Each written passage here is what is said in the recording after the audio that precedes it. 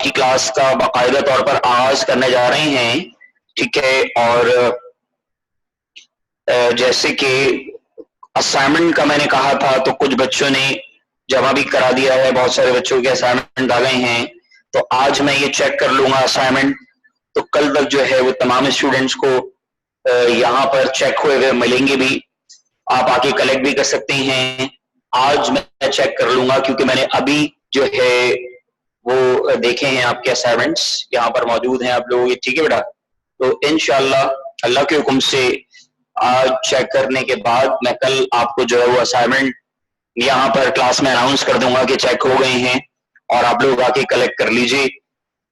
और जो स्टूडेंट्स अभी तक जिन्होंने असाइनमेंट जमा नहीं कराया है बेटा, वो लाजमी जमा करा दें। मैं कल नाम कॉल करूंगा कि कौन कौन से स्टूडेंट जिन्होंने असाइनमेंट सबमिट कराया है और वो कौन से स्टूडेंट जिन्होंने असाइनमेंट सबमिट नहीं कराया। ठीक है, तो बेटा हमने अपना एक जो है वो चैप्टर नंबर 3 का एक पूरा पोर्शन मुकम्मल कर लिया है, जिसमें न्यूमेरिकल्स थे सारे इक्वेशंस ऑफ मोशन के और फ्री फॉल मोशंस के। इसके अलावा न्यूटन के जो लॉज थे उसके भी न्यूमेरिकल्स कर लिए हमने, फोर्स वाले न्यूटन के लॉज ऑफ मोशन के न्यूमेरिकल्स मुकम्मल कर लिए। ठीक है, आज की क्लास में जो हमारा सिलसिला है बेटा क्लास में, वो मैं आपको एक लॉ पढ़ाने जाऊंगा आज की क्लास में, law of conservation of momentum. क्या बेटा? Law of conservation of momentum. लेकिन law of conservation of momentum को समझने के लिए, सीखने के लिए क्या ही अच्छा होगा कि हमें मोमेंटम और उससे रिलेवेंट जो हमने डेरिवेशन प्रीवियस क्लास में की थी उसको 5 मिनट के अंदर हम पहले रिवीजन कर लें, उसका रिकॉल कर लें। तो अगर मैं उसको रिकॉल कर दूंगा तो आपको बहुत जल्दी से बहुत अच्छा सा समझ में आना, law of conservation of momentum समझ में आना शुरू हो जाएगा। तो law of conservation of momentum को बहुत अच्छे तरीके से जानने के लिए, समझने के लिए आपको मोमेंटम की डेफिनेशन, उसका फॉर्मूला और मोमेंटम का जो ताल्लुक है फोर्स के साथ, क्योंकि बगैर किसी फोर्स के मोमेंटम डेवलप जनरेट नहीं होता। हमें मोमेंटम को डिजाइन करने के लिए, डेवलप करने के लिए मोमेंटम चाहिए, और मोमेंटम को रोकने के लिए, स्टॉप करने के लिए भी हमें क्या चाहिए? फोर्स चाहिए। हमें इंजन की ताकत जब मिलती है, हम किसी गाड़ी को इंजन की ताकत देते हैं, कुव्वत देते हैं, इंजन की फोर्स, तो वो गाड़ी चलना शुरू करती है। तो उसी गाड़ी में एक ब्रेक लगा होता है जो आपके उस इंजन की ताकत या फोर्स को क्या करता है बेटा? ब्रेक करता है। तो फोर्स की मदद से हम मोमेंटम प्रोड्यूस भी कर सकते हैं और फोर्स की मदद से हम मोमेंटम को स्टॉप भी कर सकते हैं। तो ये है हमारा टॉपिक आज की क्लास का कि कानून जो है वो क्या है, लॉ क्या है, conservation of momentum. Law of conservation of momentum class 10th में भी था, लेकिन law of conservation of momentum class 10 में जो था उसमें एक स्टेटमेंट थी और एक फॉर्मूला था, लेकिन फर्स्ट ईयर लेवल पर law of conservation of momentum की बाकायदा पूरी डेरिवेशन ड्राइव करनी होगी। तो बहुत तरीके से तवज्जो की भाई, जल्दी से मोमेंटम क्या है जानते हैं आप लोग? और इस मोमेंटम, जिसको लीनियर मोमेंटम भी आप कहते हैं, मोमेंटम और लीनियर मोमेंटम, रिपीट कर रहा हूं जल्दी से, लीनियर मोमेंटम और मोमेंटम।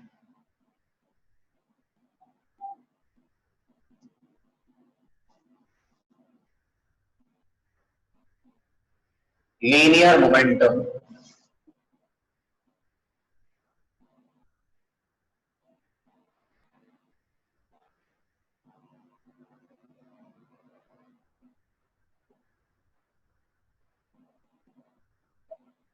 ठीक है, लीनियर मोमेंटम क्या था बेटा? मोमेंटम की थ्योरेटिकल डेफिनेशन क्या थी? Physically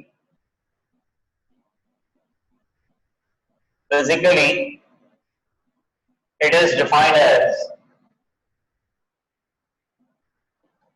it is defined as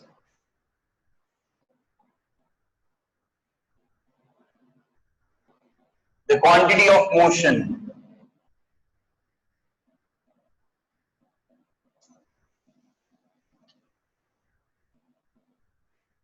the quantity of motion ये मैंने आपको पहले लिखवाया हुआ है, मैं रिपीट कर रहा हूं जल्दी से। The quantity of motion presents in a body. The quantity of motion presents in a body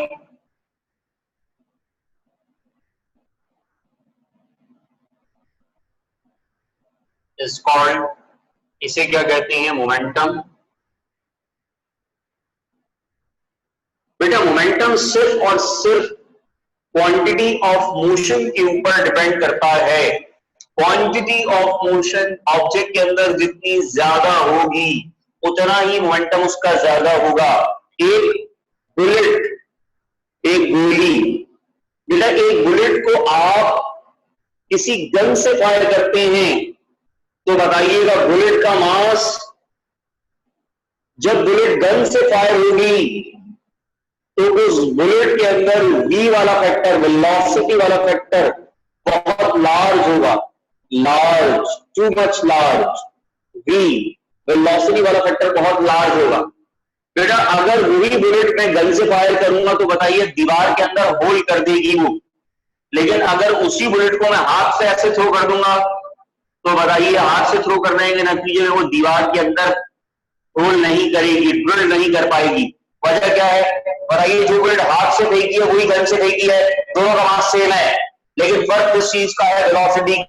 velocity का मतलब क्या है? Motion, quantity of motion.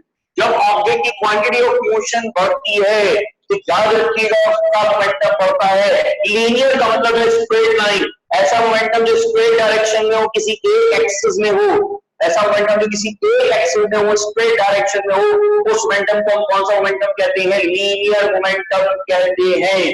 तो लीनियर मोमेंटम कहा जाए या मोमेंटम कहा जाए तो बात एक ही है। तो मेरे बेटा क्रिकेट मैच के अंदर एक बॉलर के हाथ में है, शोएब अख्तर जैसा बॉलर, दुनिया का फास्टेस्ट बॉलर ऐसे बॉल कराता है, ठीक है, और एक स्पिनर बॉल कराता है जो स्लो बॉल कराता है। तो बताइए बॉल का मास तो एक ही है, वही बॉल शोएब अख्तर के हाथ में है, कोई बॉल किसी स्पिनर स्लो पेसर के हाथ में है, बॉल का मास सेम है। बताइए जब शोएब अख्तर कराएगा तो उसमें क्वांटिटी ऑफ मोशन ज्यादा होगी, मतलब मोमेंटम क्या होगा? ज्यादा होगा। और जब कोई स्पिनर कराएगा तो मास तो वही होगा, बॉल भी वही होगी, लेकिन फर्क इस चीज का होगा क्वांटिटी ऑफ मोशन का। तो क्वांटिटी ऑफ मोशन के बढ़ाने से या कम करने से मोमेंटम का फैक्टर बढ़ता है, क्वांटिटी ऑफ मोशन के कम कर देने से मोमेंटम का फैक्टर कम होता है। तो मोमेंटम को अगर तुमने डिफाइन करना है तो कैसे डिफाइन करोगे? The quantity of motion present in our body, quantity of motion जो मिकदार है हरकत की, मोशन की जो मिकदार है जो मौजूद है बॉडी के अंदर, वो क्या कहलाती है? बॉडी का मोमेंटम कहलाती है। और करके मैथमेटिकल फॉर्मूला या मैथमेटिकल डेफिनेशन क्या थी बताइएगा? The product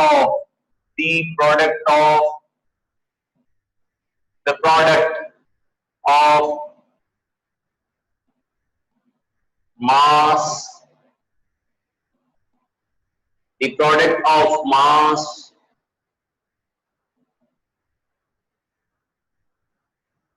and velocity, the product of mass and velocity is called momentum. The product of mass and velocity, product का मतलब क्या होता है? मल्टीपल। बेटे मोमेंटम को हम किससे रिप्रेजेंट करते हैं बताइए? मोमेंटम को हम रिप्रेजेंट किससे करते हैं? P से, उसके ऊपर एरो लगा रहे हैं, M मास और वेलोसिटी, वेलोसिटी वेक्टर क्वांटिटी है जिसकी क्या होती है? डायरेक्शन।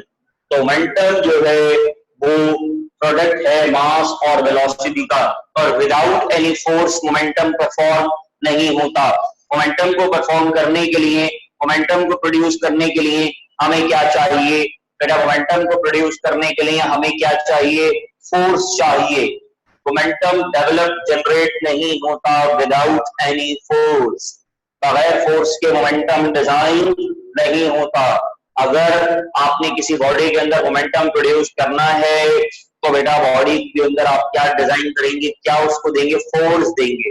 जितनी ज्यादा फोर्स होगी बॉडी के अंदर उतना ज्यादा उसका मोमेंटम होगा, जितनी फोर्स कम होगी उतना मोमेंटम क्या होगा? कम होगा। ये हमने पहले भी आपको पढ़ाया है। ठीक है मेरे बेटा। अब हम बात करते हैं यूनिट्स की। तो यूनिट्स क्या है मोमेंटम की? In SI system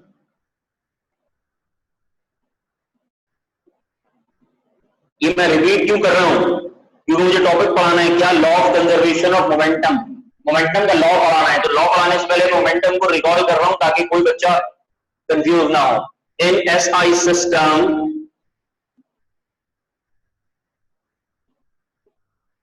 the unit of momentum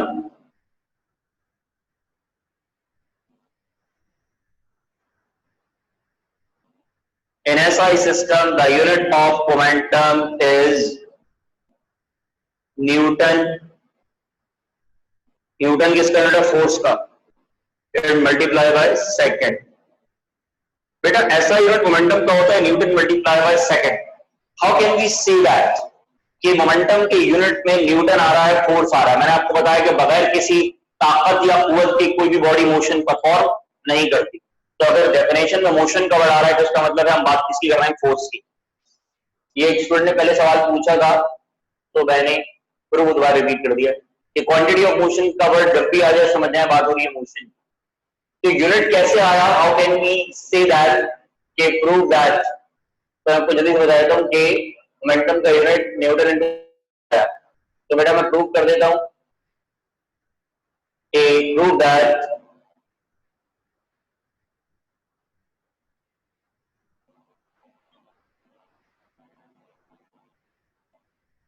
क्या प्रूव कर रहे हैं?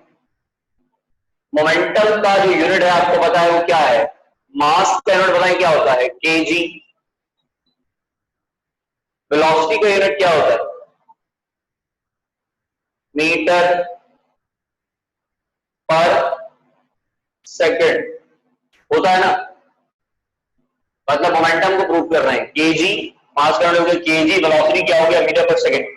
बेटा आप क्या करें, इसी टर्म सेकंड से कॉन्जुगेट से पूरे टर्म को मल्टीप्लाई भी कर दें और क्या करते हैं? डिवाइड भी कर दें। तो बताएं क्या होगा? ये मैं लिख रहा हूं किलोग्राम, ये मैंने लिखा मीटर, ठीक है। बताएं सेकंड इंटू सेकंड से क्या बन जाएगा?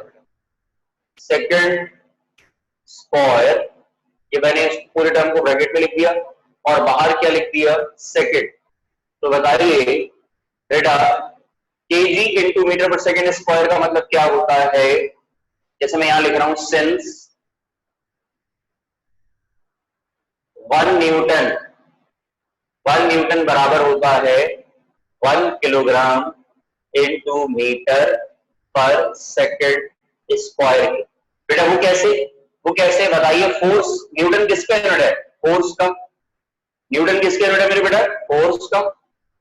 और किलोग्राम किसका यूनिट है बताइए? मास का। और मीटर पर सेकंड स्क्वायर किसका यूनिट है? एक्सेलरेशन का। तो फोर्स किसके बराबर होती है? एम ए के। Just like m a. तो 1 kg into metre per second square किसके बराबर होगा? 1 न्यूटन ए। क्या करेंगे?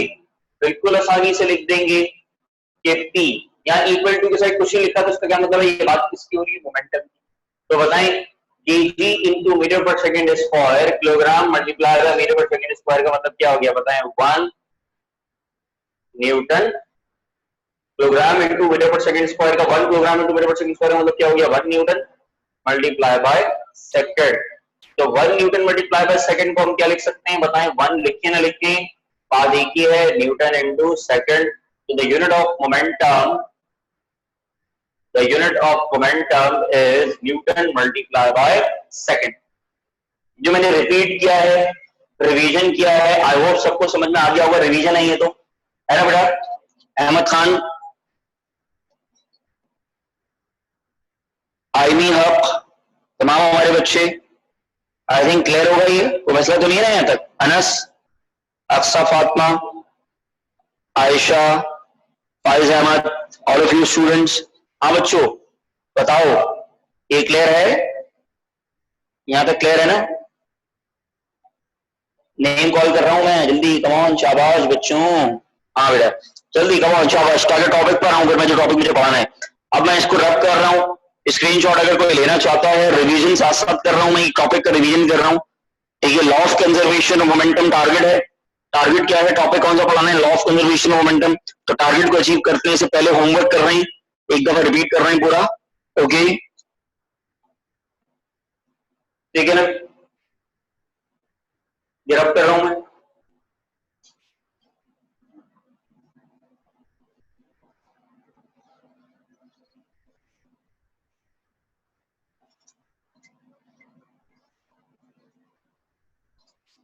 अब हमारे पास एक टॉपिक था बेटा, हमने पढ़ा था इसी में। टॉपिक ये था relation between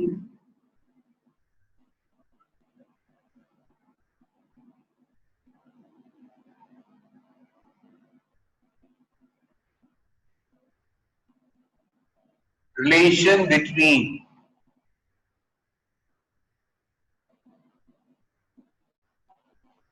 momentum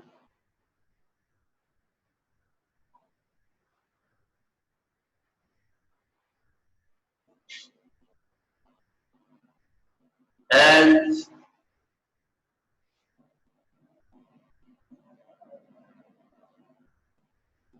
Newton's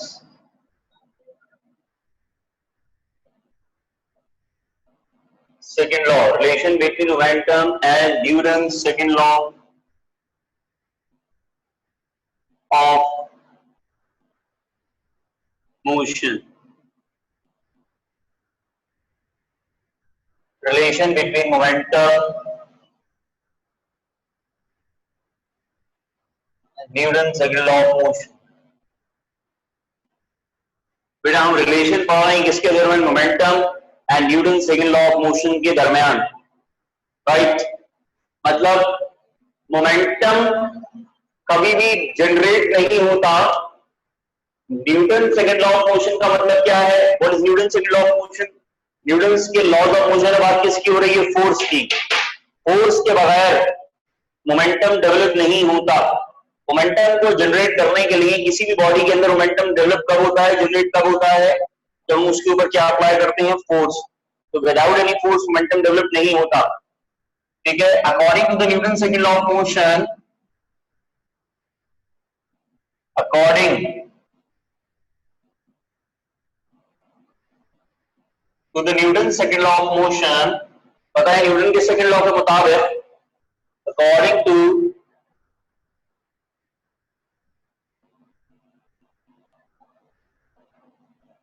the Newton's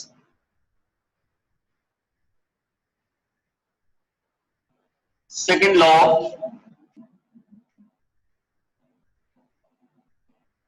of motion, फिर न्यूटन के सेकंड लॉ के मुताबिक बताइए फोर्स किसके बराबर होती है, F equivalent to ma। Force बराबर है मास इनटू एक्सेलरेशन के। तो बताइएगा F इक्विवेलेंट टू m, बेटा what is mean by a? A is an acceleration, and what is acceleration? What is acceleration? Change in velocity.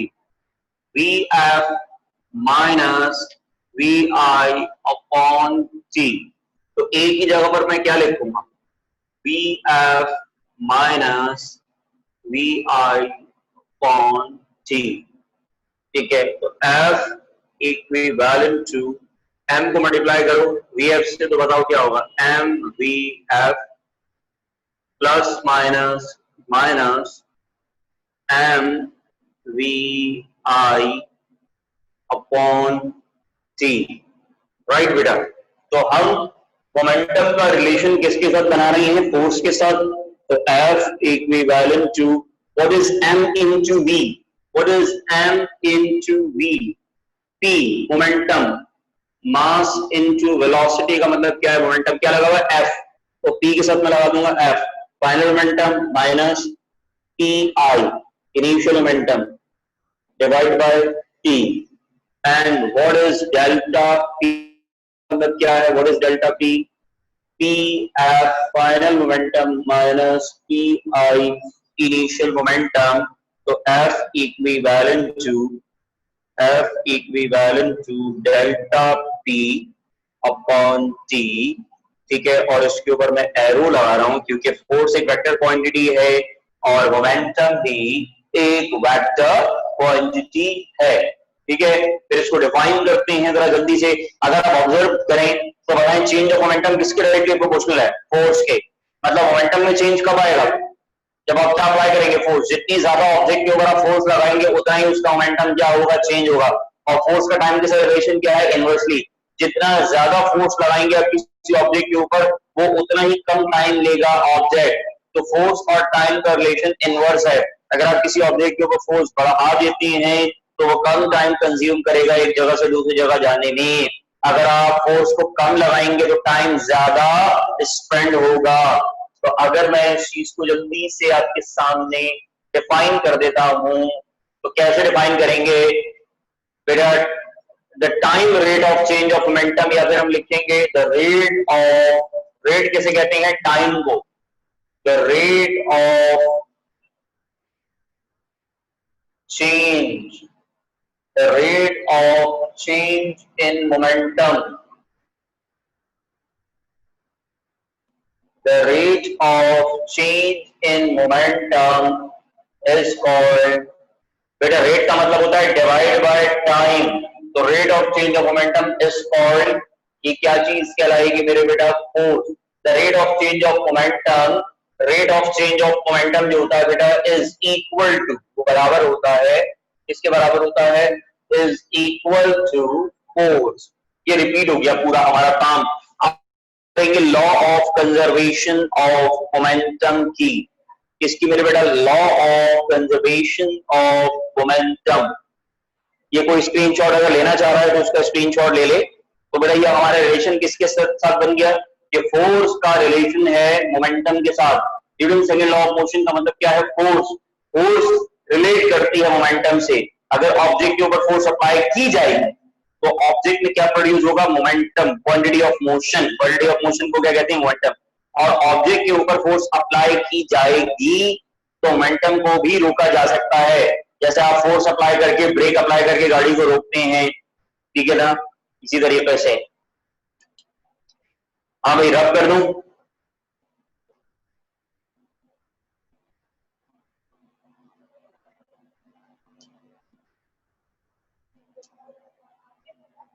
जी बेटा, रब कर दूं? इजाजत है?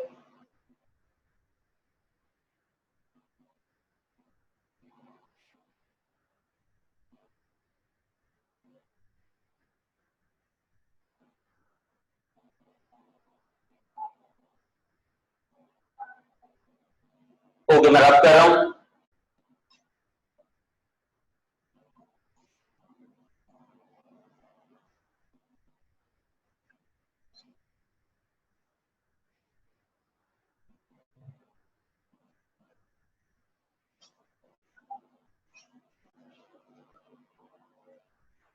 जी बेटा, तो हम जो पढ़ने जा रहे हैं टॉपिक आज की क्लास में, टॉपिक का नाम है law of conservation of momentum.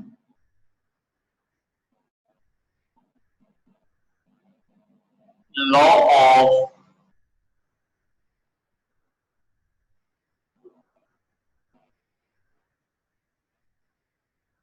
Conservation of momentum.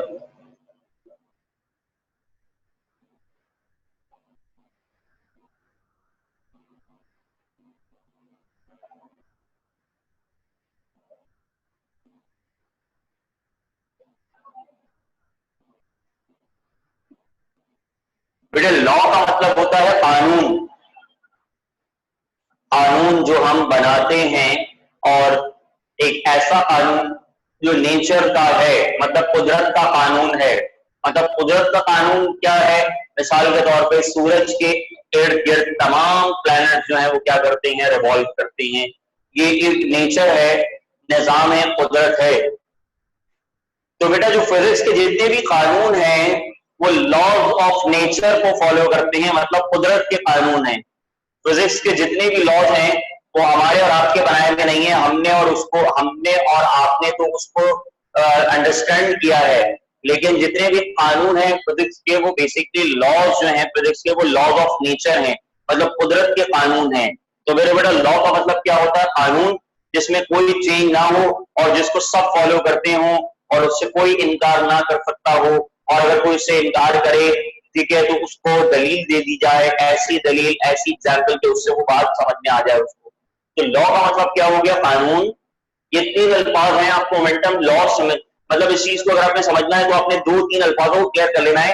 बेटा लॉ का मतलब क्या होता है? प्रिंसिपल, कानून जो सबके लिए एक जैसा होता है, तमाम बॉडीज के लिए एक जैसा होता है। और कंजर्वेशन का मतलब होता है ट्रांसफर होना। What is mean by conservation? What is mean by conservation? Conservation किसे कहते हैं? नोट कर लीजिए बेटा, कंजर्व होना, कंजर्व होना, ट्रांसफर होना, खत्म ना होना, कंजर्वेशन।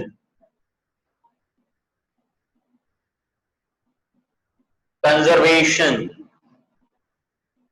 मतलब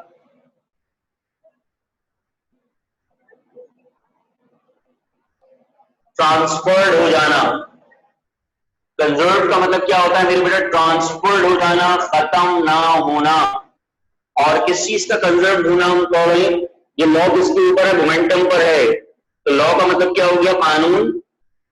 प्रिंसिपल क्या कहता है कि मोमेंटम खत्म नहीं होता, मोमेंटम एक बॉडी से दूसरी बॉडी के अंदर क्या होता है? ट्रांसफर हो जाता है। मोमेंटम एक बॉडी से दूसरी बॉडी के अंदर ट्रांसफर होता है, खत्म नहीं होता। कंजर्व का मतलब है खत्म ना होना, बल्कि एक बॉडी से दूसरी बॉडी में क्या होना? ट्रांसफर हो जाना। ठीक है मेरे बेटा? तो अगर मैं आपसे कहता हूं कि हम एक स्नूकर खेल रहे हैं, स्नूकर बोर्ड के ऊपर एक बॉल है जो स्टेशनरी है, रुकी हुई है, ठीक है, और ये रेस्ट में है बॉल, समझा रहा हूं, मिसाल दे रहा हूं, ये रेस्ट में है बॉल, और जो दूसरी बॉल है मेरे बेटा, ठीक है मेरे बेटा, वो मूव कर रही है, हरकत करती हुई आ रही है इस बॉल की तरफ। तो बताइए, जब ये वाली बॉल, मूविंग बॉल, जो मोशन में बॉल है, जब वो रेस्ट वाली बॉल से टकराएगी, जब मूविंग बॉल रेस्ट बॉल से टकराएगी, तो क्या होगा? होगा ये कि जो मूविंग वाली बॉल है, जो मूव करती हुई आ रही है, बताएं, जो मोशन परफॉर्म करती हुई बॉल इसकी तरफ बढ़ रही है, मोशन वाली बॉल के अंदर क्या चीज एग्जिस्ट कर रही है? मोमेंटम। क्या एग्जिस्ट कर रहा है? मोमेंटम। क्यों? क्योंकि बॉल का अपना मास है और बॉल की अपनी स्पीड है, तो मास into velocity, mass into speed से क्या बनेगा? मोमेंटम। अब जब ये वाली बॉल रेस्ट वाली बॉल से हिट करेगी, तो ये वाली बॉल, मूविंग बॉल, यानी कि इस बॉल को हम कौन सी बॉल कह देते हैं? बॉल ए, अपना सारा मोमेंटम, बॉल ए अपना मुकम्मल मोमेंटम, ठीक है मेरे बेटा, कौन सी वाली बॉल को ट्रांसफर कर देगी? बॉल डी को ट्रांसफर कर देगी। यानी कि जबान, लैंग्वेज के अंदर, फिजिक्स की लैंग्वेज के अंदर, मोमेंटम इस बॉल का खत्म नहीं हुआ, बल्कि इसने अपना मोमेंटम किसको ट्रांसफर कर दिया? दूसरी बॉल को ट्रांसफर कर दिया। मतलब मोमेंटम की लैंग्वेज के अंदर या लॉ की लैंग्वेज के अंदर मोमेंटम खत्म नहीं हुआ इस बॉल का। बेटा मोमेंटम खत्म नहीं हुआ इस बॉल का, बल्कि मोमेंटम कहां हो गया? मोमेंटम कहां गया? कंजर्व हो गया। मोमेंटम कंजर्व हो गया। पहली वाली बॉल का मोमेंटम किसके अंदर चला गया? बताइए, दूसरी वाली बॉल के अंदर। ठीक है, तो इस लॉ के मुताबिक मोमेंटम कंजर्व है, मोमेंटम खत्म नहीं होता, बल्कि मोमेंटम क्या होता है मेरे बेटा? ट्रांसफर हो जाता है। मोमेंटम ट्रांसफर हो जाता है एक बॉडी से दूसरी बॉडी के अंदर। अगर आप मुझे एक बात बताइए, अगर मैं एक बॉल को उठा के दीवार पे टकराता हूं, फेंकता हूं टेनिस बॉल को, तो बॉल जिस मोमेंटम से जाएगी, बताइए क्या होगा? उसी मोमेंटम से क्या होगी? वापस आ जाएगी। वजह क्या है? वजह यह है कि जब वो जिस चीज से टकरा रही है उसका मास बहुत ज्यादा है, जब दीवार से जाके बॉल टकराएगी तो इतने मैसिव मास का दीवार का बॉल कुछ नहीं कर पाएगी। जवाब क्या होगा? वो वाला, वो जो सेकंड वाली जो बॉल है, दीवार है, वो अपना दोबारा मोमेंटम उस बॉल को क्या करेगी? ट्रांसफर कर देगी। अपने दिमागों पे बहुत जोर मत डालिए, सिर्फ इतना दिमाग में रखिए कि लॉ का मतलब क्या होता है? कानून। कंजर्वेशन का मतलब क्या होता है? ट्रांसफर होना। और हम कानून किसका पढ़ रहे हैं? कंजर्वेशन ऑफ मोमेंटम का। कि कानून ये कहता है कि मोमेंटम खत्म नहीं होता, बल्कि एक बॉडी से दूसरी बॉडी के अंदर क्या होता है? ट्रांसफर हो जाता है। For examples, molecules of a gas in a container, अगर कंटेनर के अंदर मौजूद गैस के मॉलिक्यूल्स हैं तो बताइए मॉलिक्यूल्स ऑफ गैस एक दूसरे के ऊपर क्या अप्लाई करेंगे, फोर्स अप्लाई करेंगे। मॉलिक्यूल दीवार से टकराएगा जाके, कंटेनर की वॉल से जाके टकराएगा मॉलिक्यूल, और जब वो वापस आएगा तो मेरे हाथ पे और कीजिएगा, मेरी बातों पे मेरी तवज्जो रखिएगा, जरा समझिएगा। जब ये दो, मान लीजिए ये मेरा हाथ एक मॉलिक्यूल है, ये एक मॉलिक्यूल है, तो law of conservation of momentum सीख रहे हैं, थ्योरेटिकल सीख रहे हैं, अभी मैथमेटिकल नहीं सीख रहे। फिजिक्स को दोस्तों में तोड़ लीजिए, अगर फिजिक्स समझना है फिजिक्स को थ्योरी में तोड़ दीजिए, पहले थ्योरी को अच्छे से क्लियर करें, जब थ्योरी बहुत अच्छी समझ में आ जाए तो उसकी कैलकुलेशन करें, मतलब उसका फॉर्मूला समझें। तो बेटा ये वाला हाथ क्या है, एक मॉलिक्यूल है, ये दूसरा हाथ दूसरा मॉलिक्यूल है मेरे बेटा।